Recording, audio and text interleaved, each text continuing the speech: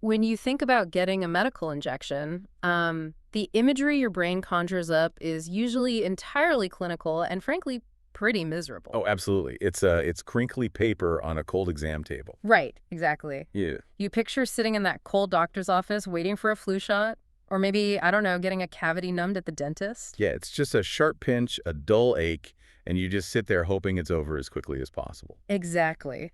The goal of that needle is entirely functional. I mean, it's there to prevent sickness or stop pain.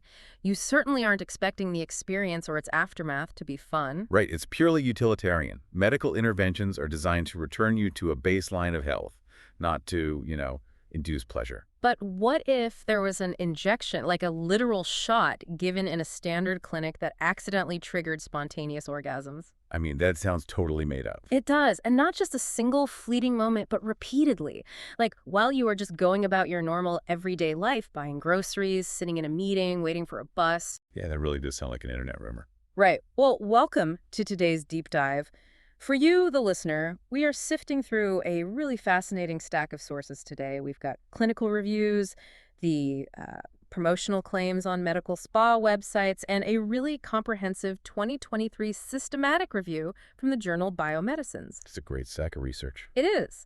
And our mission today is to answer one wild, highly specific question. Can a medical injection actually trigger spontaneous orgasms? Yeah, and like I said, it sounds like the kind of thing that gets passed around on social media, but we are looking at a very real, increasingly popular medical procedure. Which is wild to think about. It really is. Yeah. It goes by the trademark name, the O-shot, which stands for orgasm shot. Right. Broadly speaking, it is a non-surgical treatment targeted at female sexual dysfunction and urinary incontinence. Yeah. And the most unique aspect of it is that it doesn't rely on synthetic chemicals. It actually uses the patient's own blood. Okay, let's unpack this. Because on the surface, harvesting your own blood to cure sexual dysfunction sounds, well, it sounds like science fiction. It definitely does. Or, if I'm being a bit cynical, it sounds like incredibly good marketing for a procedure that can easily cost you up to $2,500 out of pocket. Oh yeah, the price tag is significant. Right, so we really need to cut through the glossy brochures and find out what the science actually says about these extreme claims. Like, is this a genuine medical breakthrough, or are we just looking at a very expensive placebo? Well, to figure that out, we really have to start with the physical contents of the syringe. Okay. The procedure is built on a foundation of platelet-rich plasma therapy. You usually hear it referred to as PRP. Right, PRP. You hear about that in sports medicine a lot. Exactly. And the process begins simply enough, looking exactly like a routine physical. A doctor draws a small vial or two of blood right from your arm. Okay, pretty standard. Yeah, but instead of sending that vial off to a lab to, check your cholesterol or whatever, they immediately place it into a centrifuge right there in the clinic. Right. And the centrifuge spins the blood at incredibly high speeds, taking advantage of the different densities of the cells within it. So it's essentially separating the components of the blood through sheer gravitational force. Yes, exactly. So the heavier red blood cells, they are pushed to the very bottom of the tube. Makes sense. And at the top, you get the plasma, which is the yellowish fluid that basically carries everything around. But sandwiched right in the middle, and this is the key, is a very thin, concentrated band called the Buffy coat. The Buffy coat. Interesting name. Yeah, and this layer is incredibly rich in platelets. So the doctor extracts this Buffy coat, creating a serum that now contains anywhere from 1.6 to 6 times the normal concentration of platelets found in your regular circulating blood. Wow, okay. That is highly concentrated. It is. And then, using a fine needle and a topical anesthetic to numb the area, obviously, they inject this serum directly into the anterior vaginal wall. Which is the area often associated with the G-spot, right? Right. And they also inject it right into the clitoris. Okay, so when I hear the word platelets, my mind instantly goes to wound care. Sure. Like if I accidentally slice my finger while chopping vegetables, platelets are the little guys that rush to the site of the injury, they clump together, form a scab, and basically stop me from bleeding to death. Exactly. That's their most famous job. Right. So why on earth are we concentrating them and injecting them into the most sensitive, nerve-dense areas of the human body? Well, stopping the bleeding is really just the first phase of a platelet's job. What's fascinating here is what happens next. Okay. Platelets are absolutely packed with tiny structures that contain growth Growth factors. factors. Okay. Yeah, they are highly specialized proteins that act as biological signaling molecules. So when you concentrate them and inject them into tissue, those platelets degranulate, Degranulate, meaning what exactly? meaning they basically burst open and flood the surrounding area with Mm. these chemical signals.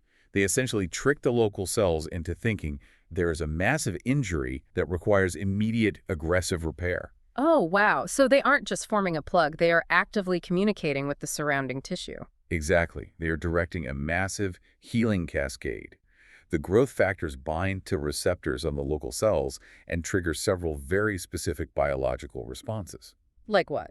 First is angiogenesis. Which is the formation of new blood vessels, right? Yes, brand new, healthy microblood vessels.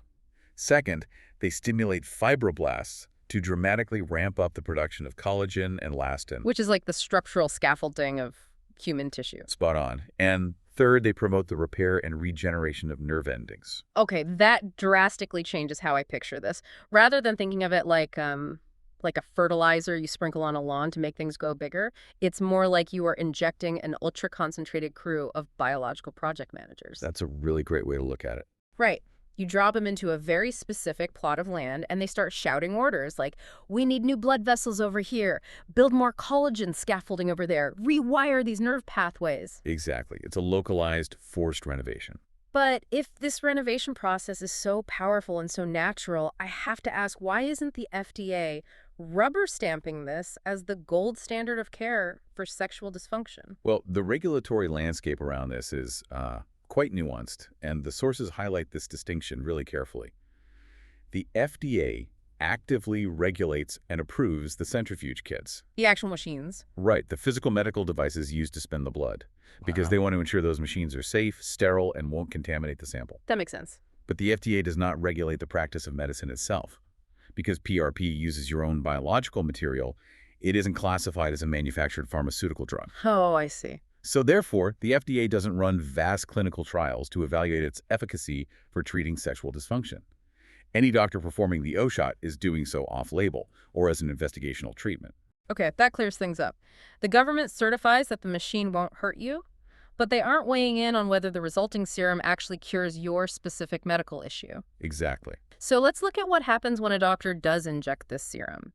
We are taking this aggressive biological repair crew and dropping them directly onto the clitoris and the anterior vaginal wall, Right. which, already possess the highest density of nerve endings in the body. If you force nerve regeneration and massive new blood flow into a system that is already hypersensitive, doesn't the hardware risk short-circuiting? It absolutely can. And that specific risk leads us directly to the wildest claims surrounding this procedure. Here we go. Yeah. So the data on this comes from a 2014 pilot study conducted by Dr. Charles Runels. And he's the physician who invented and trademarked the O-shot, right? Yes, he is. In this initial trial, he treated a very small group of 11 women. And out of those 11, 2 of them developed a side effect that the clinical literature categorized as extreme sexual arousal. Okay, and extreme in a medical context usually implies something highly disruptive. What were the actual symptoms? The cluster of symptoms was really intense. These 2 women experienced a state of continuous sexual arousal that just wouldn't subside. Wow. Yeah. They reported ejaculatory orgasms. Furthermore, they experienced sexual arousal triggered by really mundane physical actions. Like what? Like simply urinating. You're kidding. Nope. And finally, they experienced totally spontaneous orgasms, occurring without any direct sexual stimulation at all. Just completely out of nowhere. Yep. So, if we look at the biology of the project managers rebuilding the tissue like we talked about, how does that translate into an orgasm while you're standing in line at the bank? Well, it comes down to a profound shift in the sensitivity threshold of the pelvic region. Okay, how so? When the growth factors initiate that massive wave of angiogenesis and nerve regeneration, the local tissue becomes hyperexcitable. The sensory pathways traveling from the pelvis to the brain are suddenly flooded with electrical signals. Oh, I see. So the threshold for what the brain interprets as sexual stimulation drops drastically. So the simple physical pressure of a full bladder expanding against the vaginal wall, or even just the slight friction of walking. Wait, just walking? Yeah, just walking suddenly provides enough neurological input to cross that lowered threshold and trigger an orgasmic reflex. The entire system is effectively hyperactive. I know that on paper, or maybe in a comedy movie, a spontaneous orgasm sounds like a fun, slightly scandalous side effect. Right. But reality is a completely different story. If you are experiencing continuous, unrelenting arousal while trying to navigate a serious budget meeting at work, or while you're trying to put your kids to bed, I mean, that sounds genuinely distressing. It really does. It sounds like a total loss of bodily autonomy. It is. It's a severe disruption of the nervous system's normal regulation. Mhm. I mean, our quality of life depends on our physiological systems functioning predictably.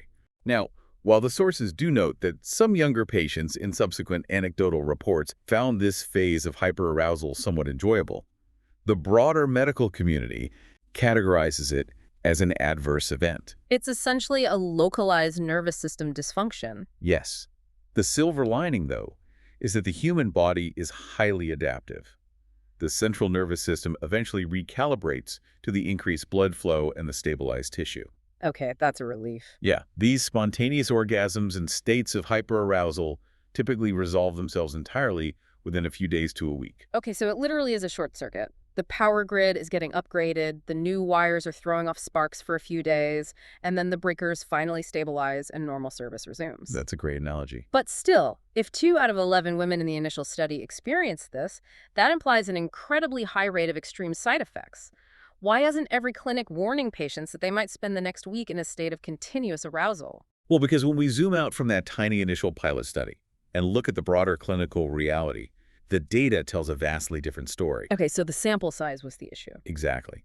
The systematic review, published by Dankova and her colleagues in Biomedicines in 2023, is really the key piece of evidence here. Right, the 2023 review we mentioned earlier. Yeah, they didn't rely on a single clinic's findings.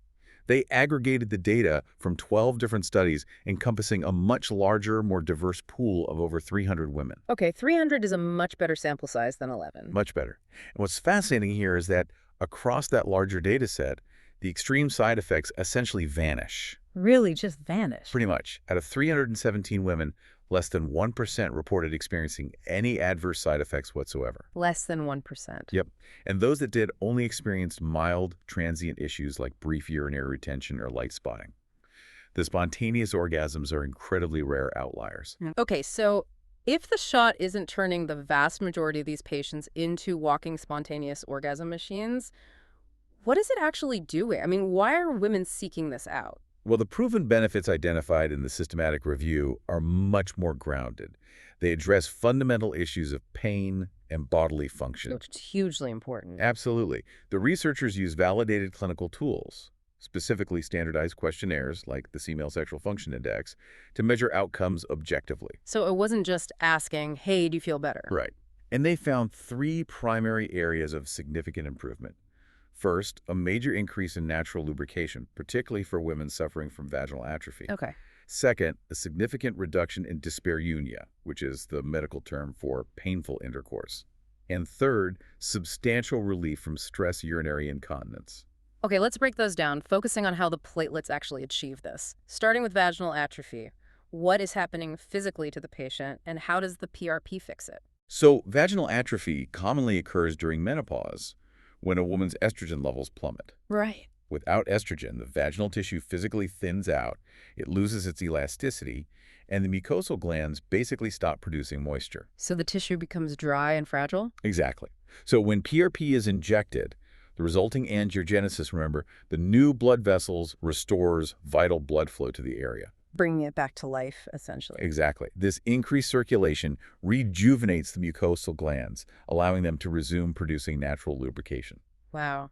And I imagine that dry, fragile tissue is exactly what leads to the second benefit you mentioned, which is reducing dyspareunia or painful sex. Precisely. Thin, dry tissue is highly susceptible to microtears and severe inflammation during intercourse, and that causes sharp burning pain. Right. But when the growth factors in the PRP stimulate fibroblasts to produce new collagen and elastin, they are physically thickening and reinforcing the vaginal wall. So they rebuild the structural integrity of the tissue so it can withstand friction comfortably again? You got it. Which brings us to the third major benefit, stress urinary incontinence. For the listener who might not know the clinical term, that's when you accidentally leak a little bit of urine when you cough, sneeze, laugh too hard, or, jump on a trampoline. Yeah, it's essentially a mechanical failure.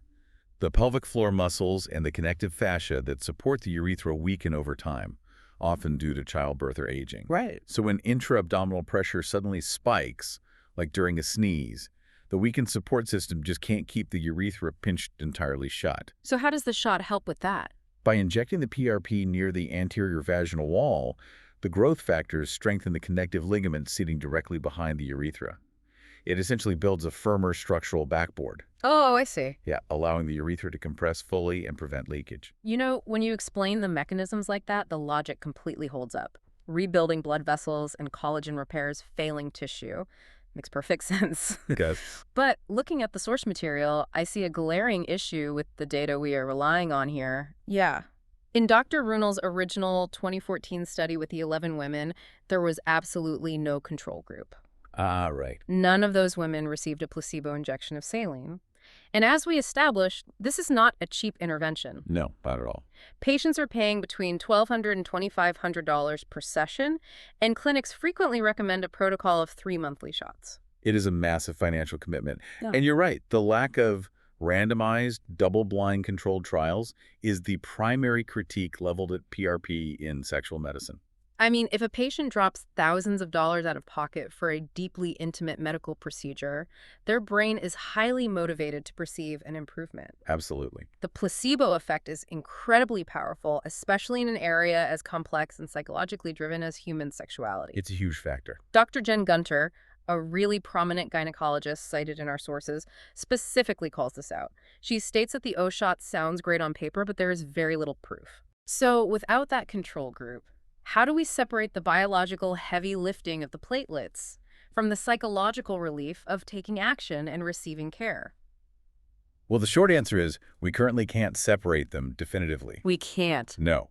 The Dankova systematic review itself openly acknowledges this limitation. It notes that the overall level of current evidence remains low due to methodological issues in the available literature. So the science is still catching up. Exactly. We can objectively measure the physiological tissue changes in a lab. We can see the denser collagen and the increased capillary networks. Right. But translating thicker tissue into the highly subjective, deeply personal experience of sexual arousal and satisfaction, that's an incredibly complex leap. Right, so it's not a guaranteed magic bullet. Definitely not. If someone listening to this deep dive is actively struggling with sexual dysfunction and the physical injection isn't a flawless cure-all, we really have to look at what else is required to actually fix the system. And this is where the medical consensus strongly advocates for a holistic approach. The O-shot is a localized tissue treatment. Localized meaning it only works right where you put it. Exactly. It operates solely on the physical structures where the needle goes in. It cannot fix systemic physiological issues, nor can it rewire deep-seated psychological patterns. Let me test an analogy here. It's like trying to fix a high-end home theater system by simply upgrading the speakers. Okay, I like where this is going. You can install the absolute best state-of-the-art speakers, which represents regenerating the local tissue. Right. They are physically capable of producing perfect sound.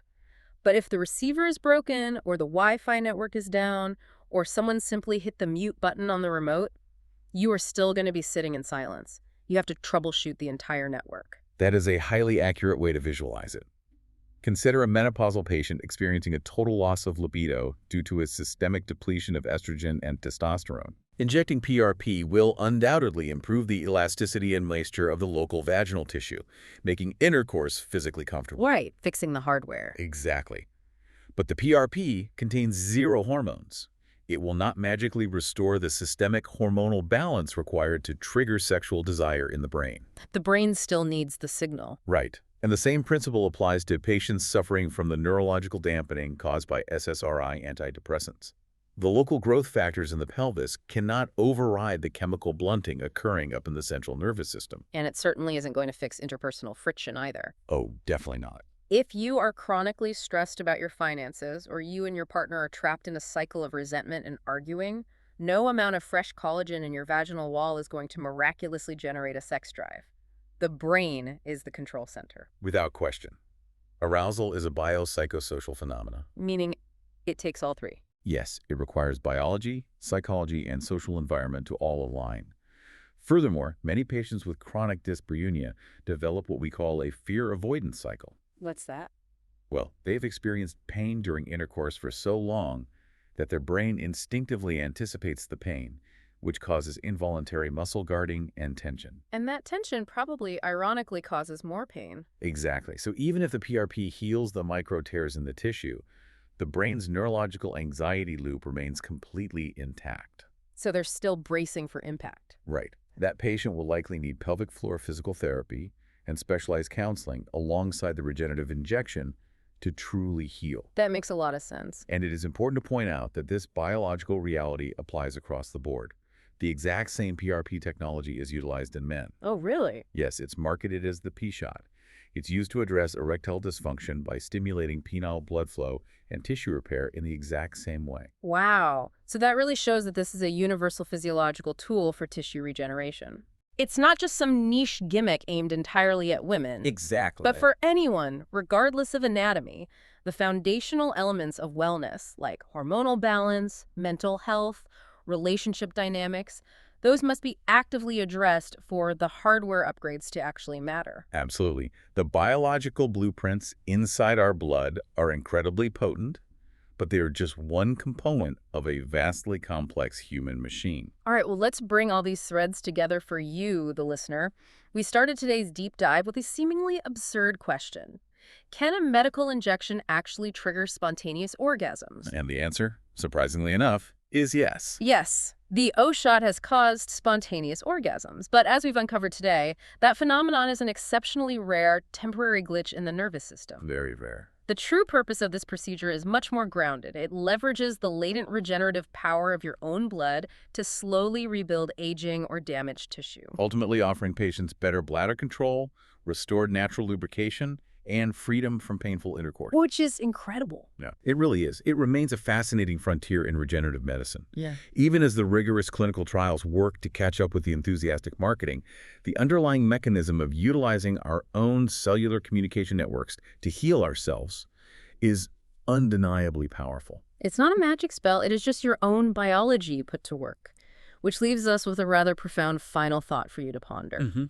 If our own circulating blood quietly contains the exact biological blueprints and signaling factors required to completely regenerate our most sensitive, complex tissues and nerve pathways, what other failing parts of the human experience might we eventually be able to heal simply by learning how to properly redirect our body's own internal repair crew?